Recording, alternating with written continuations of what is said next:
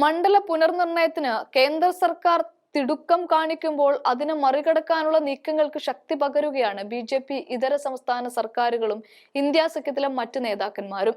ചെന്നൈയിൽ കഴിഞ്ഞ ദിവസം തമിഴ്നാട് മുഖ്യമന്ത്രി എം.കെ. സ്റ്റാലിൻ വിളിച്ചു ചേർത്ത യോഗത്തിൽ പങ്കെടുത്ത മറ്റു സംസ്ഥാനങ്ങളിലെ മുഖ്യമന്ത്രിമാർ അടക്കം കേന്ദ്ര സർക്കാരിനെതിരെ ശക്തമായ നിലപാടാണ് സ്വീകരിച്ചത്. ദേശീയ തലത്തിൽ ബി.ജെ.പി. ഇതര സംസ്ഥാനങ്ങളുടെ സ്വാധീനം ഇല്ലാതാക്കാനുള്ള ബി.ജെ.പിയുടെ ഗൂഢാലോചനയാണ് ഇതെന്നും ഈ ചെറുത്തുനിൽപ്പിൽ പരാജയപ്പെട്ടാൽ അത് മതേതരത്വ സോഷ്യലിസ്റ്റ് റിപ്പബ്ലിക് ഇന്ത്യ എന്ന ആശയത്തിന്റെ അവസാനമാകുമെന്നുമാണ് തമിഴ്നാട് മുഖ്യമന്ത്രി എം.കെ. സ്റ്റാലിന്റെ പ്രതികരണം വന്നത്. കേന്ദ്ര സർക്കാരിനെതിരെ അദ്ദേഹം തുടങ്ങിവെച്ച പ്രതിഷേധത്തിനൊപ്പം ചേരുകയാണ് മറ്റ് ദക്ഷിണേന്ത്യൻ സംസ്ഥാന സർക്കാരുകളും. ലോക്സഭയ്ക്കും നിയമസഭയ്ക്കും വേണ്ടി ഓരോ സംസ്ഥാനത്തെയും പ്രാദേശിക മണ്ഡലങ്ങളുടെ എണ്ണവും അതിരുകളും നിശ്ചയിക്കുന്ന പ്രക്രിയയാണ് മണ്ഡല പുനർനിർണയം. ഇന്ത്യൻ ഭരണഘടനയുടെ ആർട്ടിക്കിൾ 82 പ്രകാരം സെൻസസിന്റെ അടിസ്ഥാനത്തിലാണ് മണ്ഡല പുനർനിർണയം നടപ്പിലാക്കുന്നത്. രാഷ്ട്രപതി നിയമിച്ച ഒരു സ്വതന്ത്ര ഡീലിമിറ്റേഷൻ കമ്മീഷനാണ് ഇതിന്റെ ചുമതല. വിരമിച്ച സുപ്രീം കോടതി ജഡ്ജി മുഖ്യ തെരഞ്ഞെടുപ്പ് കമ്മീഷണർ അല്ലെങ്കിൽ അദ്ദേഹം നിർദ്ദേശിക്കുന്ന ഏതെങ്കിലും ഒരു തെരഞ്ഞെടുപ്പ് കമ്മീഷണർ, അതത് സംസ്ഥാന തെരഞ്ഞെടുപ്പ് കമ്മീഷണർമാർ എന്നിവരാണ് ഈ കമ്മീഷനിൽ ഉണ്ടാവുക. കമ്മീഷന്റെ ശുപാർശകളും തീരുമാനങ്ങളും കോടതിയിൽ പോലും ചോദ്യം ചെയ്യാനാകില്ല എന്നതാണ് വ്യവസ്ഥ. സ്വാതന്ത്ര്യം ലഭിച്ചതിന് പിന്നാലെ 3 തവണയാണ് രാജ്യത്ത് മണ്ഡല പുനർനിർണയം നടന്നത്. 1951 36.1 കോടി ജനങ്ങളായിരുന്നു രാജ്യത്തുണ്ടായിരുന്നത്. ഈ അടിസ്ഥാനത്തിൽ ലോകസഭയുടെ അംഗസംഖ്യ 494 ആക്കി. പിന്നീട് 1961 സെൻസസിൽ ജനസംഖ്യ 43.9 കോടിയായി വർദ്ധിച്ചപ്പോൾ 1963 ഡീലിമിറ്റേഷൻ കമ്മീഷൻ ലോകസഭയുടെ അംഗസംഖ്യയും ഉയർത്തി 522 ആക്കി.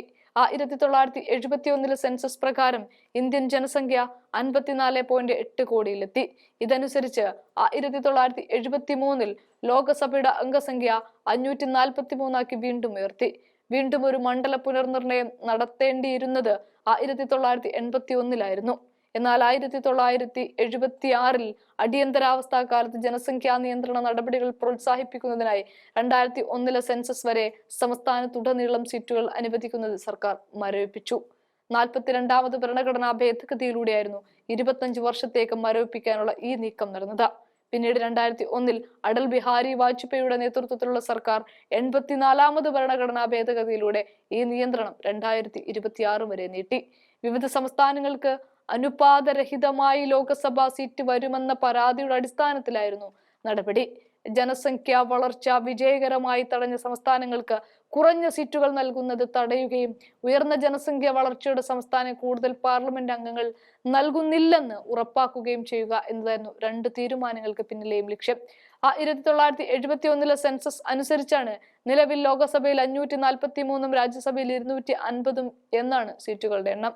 അതേസമയം ഇന്ത്യയിൽ അവസാനത്തെ സെൻസസ് നടന്നത് 2011 2021 സെൻസസ് നടക്കേണ്ടതായിരുന്നു എങ്കിലും കോവിഡ് കാരണം നീട്ടിവെച്ചു.